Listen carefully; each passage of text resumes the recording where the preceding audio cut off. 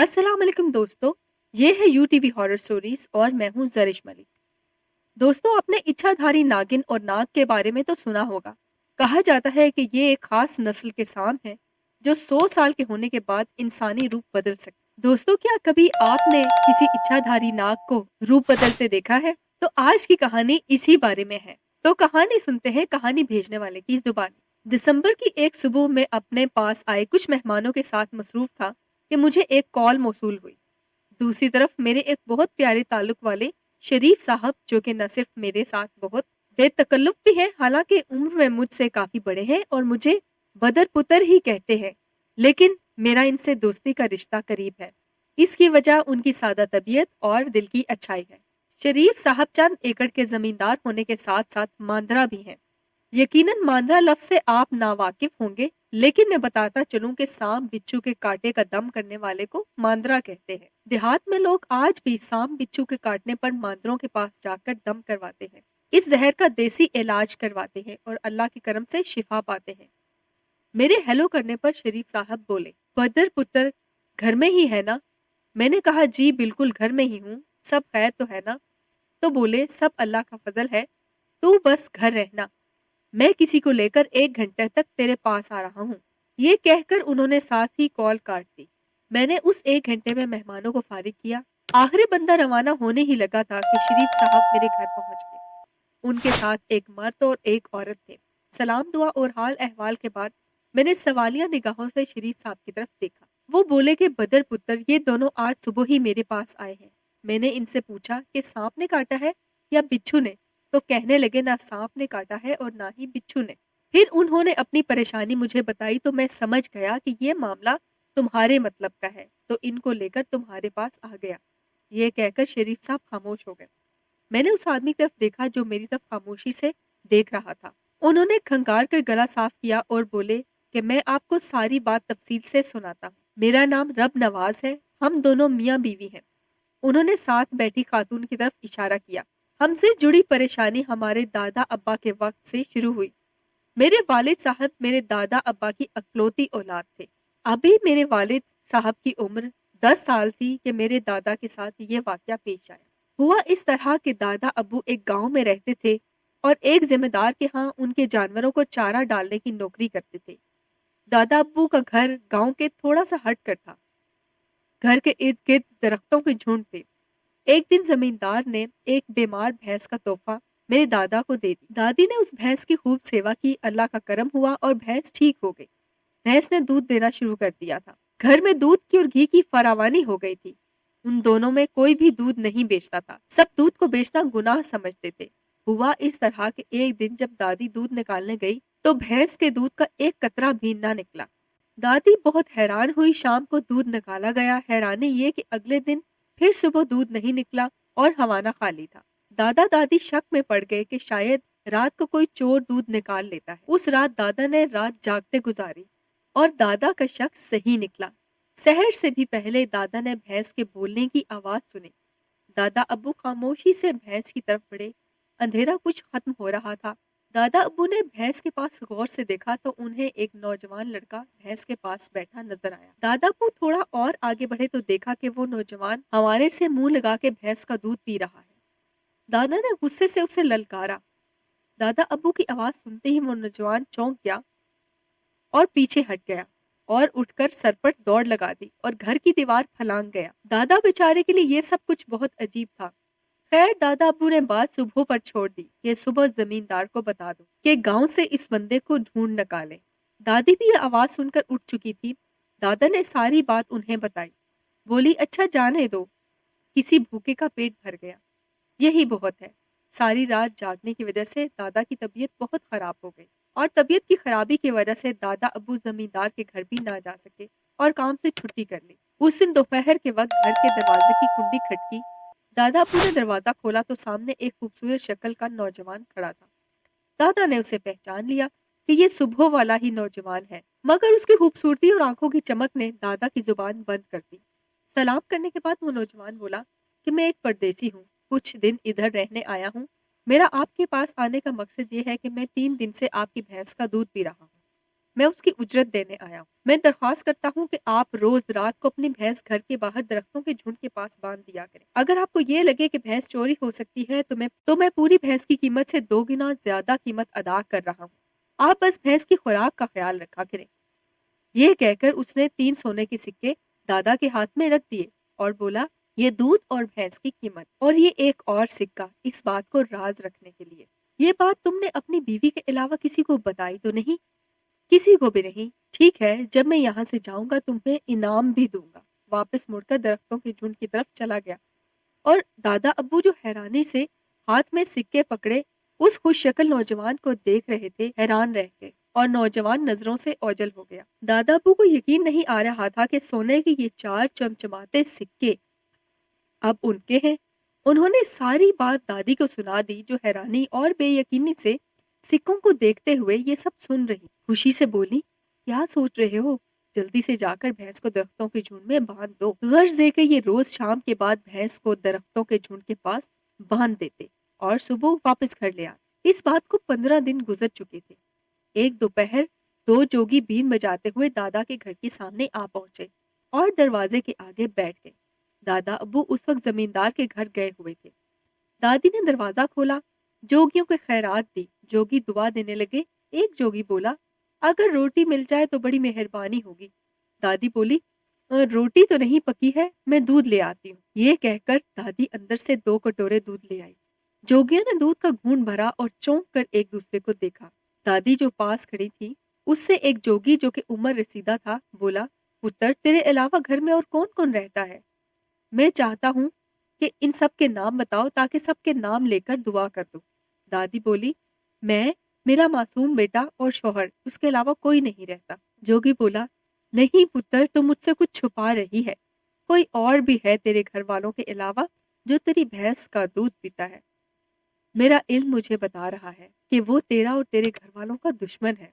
तू मुझे बता उसके बारे में। दादी जो सीधी सादी थी परेशान होकर बोली, वो तो कोई नहीं, एक अजनबी नौजवान कुछ दिन से दूध पी रहा है मगर हमारे घर नहीं आता। ये सुनकर दोनों जोगी एक दूसरे को देखकर मुस्कुरा दिए। वही बूढ़ा जोगी बोला, वो कब आता है? तो दादी ने उसे वक्त बता दिया। जोगी बोला, वो इंसान के रूप में कोई बला है।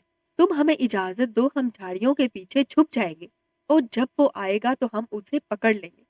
सादा सी औरत चालाक जोगी की बातों में आ चुकी थी। उसने न सिर्फ उनको इस बात की इजाजत दे दी बल्कि चारपाई भी डाल दी कि तुम लोग सुकून से बैठो, मैं खाना बनाती। इधर दादा अबू जमींदार की भैंसों को चारा डालने में मसरूफ थे कि दादा ने उनके नाम की पुकार सुनी।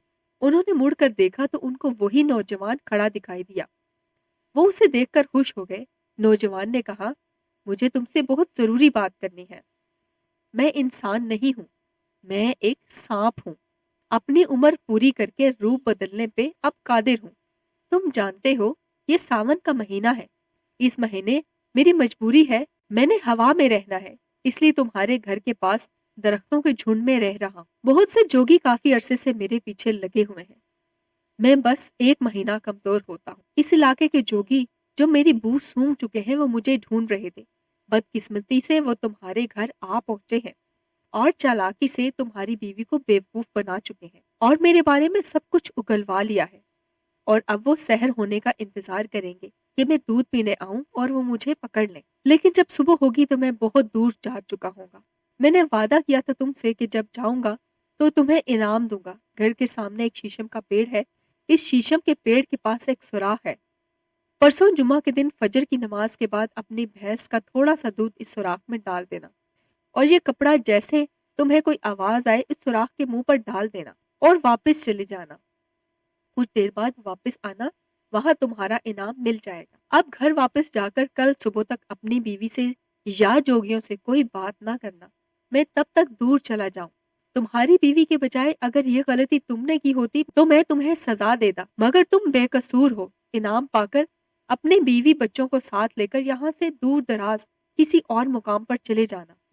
अब तुम्हारा यहाँ रहना बेहतर नहीं है। ये कहकर वो नौजवान मुड़ा और चला गया।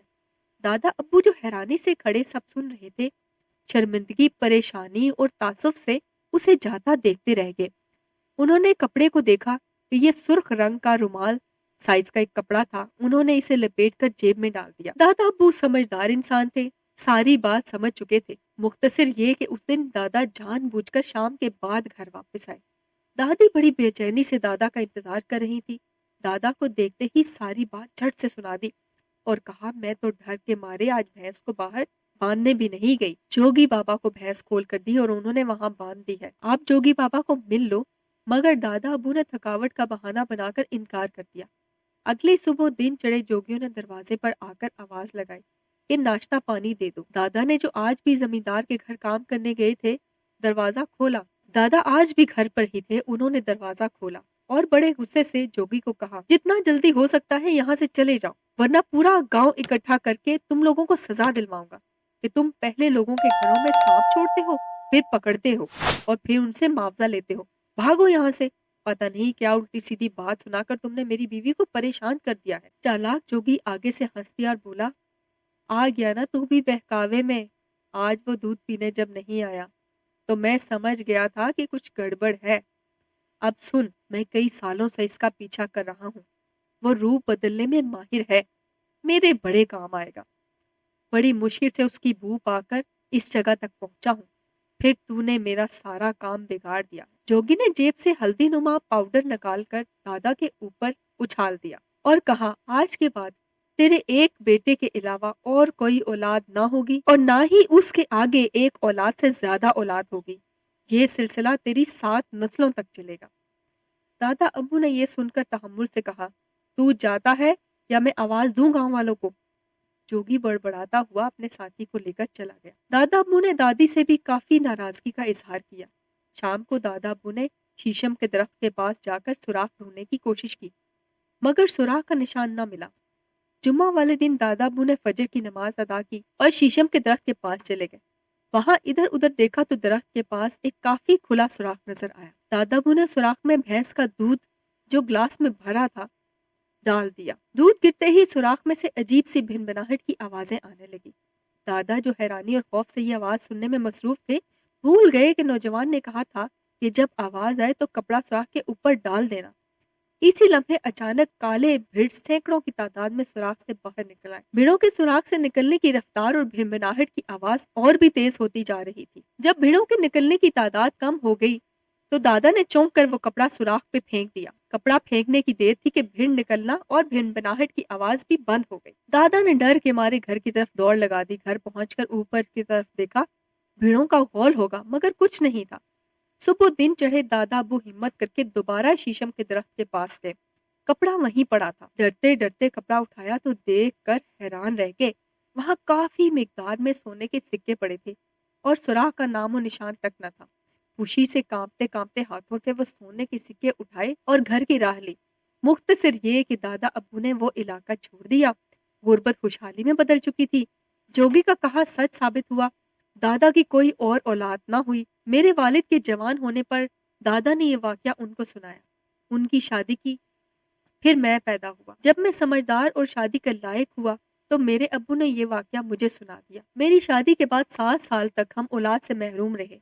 बहुत कोशिश और इलाज के बाद अल्लाह पाक ने मेरे बेटे से मुझे नवाजा। अल्लाह का करम है, अब मेरा बेटा 4 साल का है, मगर उसके बाद कोई औलाद नहीं हुई। हम जहाँ सुनते वहीं भागते और सारे आमिल हजरात सारी बात सुनकर यही कहते कि उस जोगी ने जो दादा के ऊपर अमल किया था उसकी काट करनी पड़ेगी। मगर नाकामी का सामना करना पड़ता है। रुपए पैसे की तो कमी है नहीं, बस औलाद की कमी का एहसास होता है। हमें किसी ने कहा कि आप किसी मांदरे के पास जाएं। मेरे एक मुंशी साहब बाबा शरीफ को जानते थे। उन्होंने उनका पता बताया। उन्होंने सारी बात सुनकर आपका जिक्र किया और आपके पास बैठे हैं। यह कहकर वो खामोश हो गया। मैं काफी दिलचस्पी और तवज्जो से उनकी बात सुनने में मसरूफ था। मेरी जिंदगी में रोज नई नई दिलचस्प बातें और वाकयात देखने और सुनने को मिलते तो थे, लेकिन ये वाकया अपनी मिसाल आप था। मैंने उनको तसल्ली दी कि आप नाश्ता करें, चाय पिए, फिर देखता हूँ क्या मामला है। मैंने उनके नाम वगैरह, जिनमें दादा दादी के नाम भी शामिल थे, लिख लिए। उनके नाश्ता करने के दौरान मैं इस सारे मामले की मालूमात ले चुका था। जब मैं मालूमात ले चुका तो वापस उनके पास जा बैठा और अर्ज की कि मोहतरम, मेरी जिंदगी में ऐसा वाकया मैं पहली बार मैं समझ सकता हूँ कि आपके दादाजी ने जो आपको बताया है वही आपके अब्बू को बताया है। इसमें कौन सी बात किस हद तक सच है मैं नहीं जानता, मगर मैं ये जरूर कहूंगा کہ آپ کی ذات پہ کوئی سحر کے اثرات نہیں۔ اگر میرا حساب ٹھیک ہے تو آپ کے والد صاحب کی ذات پہ بھی آپ کے دادا کی طرح کوئی سحر کا اثر نہیں۔ آپ نے بتایا کہ جب یہ واقعہ پیش آیا آپ کے والد کی عمر 10 سال تھی اور وہ آپ کے دادا کی اکلوتی اولاد ہے۔ اس حساب سے دیکھا جائے تو آپ کی دادی اور دادا پہلے سے ہی اس کمی میں مبتلا تھے۔ آگے ان کی اولاد میں بھی آپ اکلوتے ہیں، اب آپ کا بیٹا بھی آپ کی اکلوتی اولاد ہے۔ پوری دنیا میں ایسے کئی گھر ہیں جن کی ایک ہی اولاد ہوتی ہے۔ آپ پریشان نہ ہوں، میں آپ کو کچھ پڑھنے اور کچھ استعمال کرنے کے لیے دیتا ہوں۔ اللہ نے چاہا تو اللہ پاک آپ کو اور اولاد سے نوازے گا۔ اس دوران آپ کسی اچھے ڈاکٹر سے بھی ملیں۔ مختصر یہ کہ کچھ ہفتے کے روحانی علاج اور میڈیکل علاج کے بعد ایک دن رب نواز صاحب کی مجھے کال آئی۔ وہ خوشی سے پھولے نہیں سما رہے، وہ کہہ رہے تھے کہ اللہ کا بہت کرم ہے، میری بیگم امید سے ہے۔ 9 ماہ بعد ان کو اللہ پاک نے جڑواں بچوں سے نوازا۔ رب نواز صاحب نے مجھ سے مشورہ کر کے دونوں بچوں کے نام رکھے۔ اگلے دن رب نواز صاحب ڈھیر ساری مٹھائی اور تحائف کے ساتھ تشریف لائے۔ جاتے وقت انہوں نے ایک لفافہ مجھے دیا اور کہا جب میں چلا جاؤں تو یہ لفافہ کھولیے گا، اس میں ایک خاص تحفہ ہے۔ ان کی گاڑی روانہ ہونے کے بعد میں نے بڑے اشتیاق سے وہ لفافہ کھولا۔ اندر ایک باریک سا پیپر تھا۔ میں نے وہ پیپر نکال کر کھولا تو مسکرا دیا۔ سامنے ایک باریک سا سونے کا سکہ پڑا۔ دراصل بات یہ تھی کہ میں نے ان کو یہ تو بتا دیا تھا کہ آپ پہ کوئی سحر یا جادو نہیں ہے، لیکن اصلی بات کچھ اور ہی تھی۔ ان کے جانے کے بعد اگلی رات جب میں سویا تو میں نے خواب میں اسی نوجوان کو دیکھا، یعنی وہی سانپ جو انسان کے روپ میں آتا تھا۔ اس نے مجھے بتایا کہ یہ جو کہتے ہیں وہ سب سچ ہے، اور اگر تم چاہو تو میں ان کی مدد کر سکتا ہوں، کیونکہ کسی دور میں ان کے باپ دادا نے میری کافی مدد کی۔ اس کے کچھ ہی دنوں کے بعد مجھے رب نواز صاحب کی کال آئی کہ ان کی بیوی امید سے ہے اور یہ سکہ شاید وہی نوجوان رب نواز کے پاس میرے لیے چھوڑ گیا ہو۔ کہانی سننے کا شکریہ۔ اگر کہانی پسند آئی ہو تو کہانی کو لائک کرنا اور ہمارے چینل کو سبسکرائب کرنا نہ بھولیے گا، کیونکہ یہاں ملے گی ہر روز ایک نئی کہانی۔ تو میں پھر آؤں گی کسی ڈراؤنی کہانی کے ساتھ۔